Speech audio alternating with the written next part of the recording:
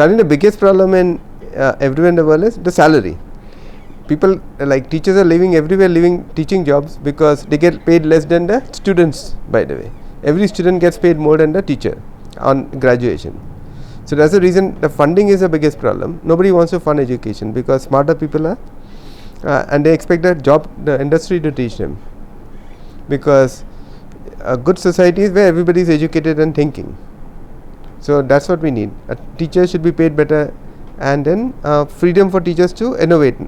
So almost all teaching is 50 years old textbooks. The world has changed a lot. Every year it changes. So technology has changed. The ideas have changed.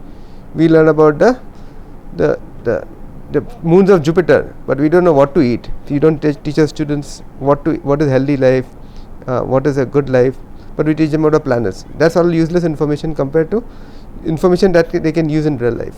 So that's the second problem of teaching useless information that they mug up and they pass the exam, they go to real life, they start again without having any idea, then they have to learn again on job. Who should fund education? I think the society should fund education because it's a society thing. It's like when private people do it, they only do it for like certain smaller groups, but then like to progress we need to have like large scale, like in some countries, like in some places they have like everything is free education, and then they have healthy food, not like junk food in the schools and stuff.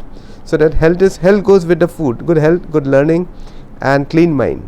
Clean mind comes from not watching TV and not watching all these small videos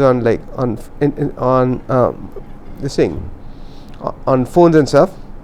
They need to read and read slowly and think about it and learn to write, read, and do things.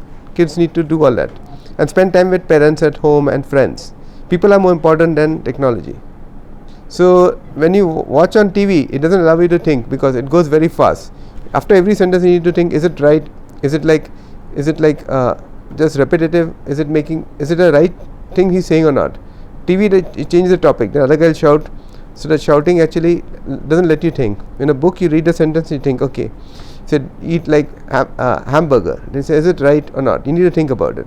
You can't just say advertisement, see an hamburger, somebody reading a thing, advertisement comes and you start eating hamburgers. You need to think about it. Okay, is it good for my health? What are the long-term effects? The effects after 10 years, not immediately.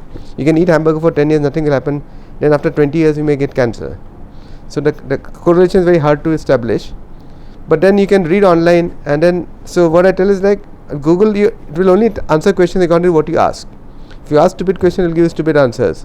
If you go to Facebook and ask something, and also Facebook also, what the kind of junk you see depends on your friends. So have good friends. If you have good friends, you see good stuff on Facebook or Instagram, and if you are like really think people are just like drinking and dancing, so then you see that kind of stuff. So your social circle determines what kind of life. Because every point in life you have a choice. You make choices like, should I go to drink today? Should I go and study today? Should I wash dishes? And everything has to be done. You have to do it with joy, not with like as a drudgery. Even washing dishes has to be done with like mindfulness. And secondly, you need to give a mind rest, which is basically to meditate. Like sit for half an hour, 1 hour.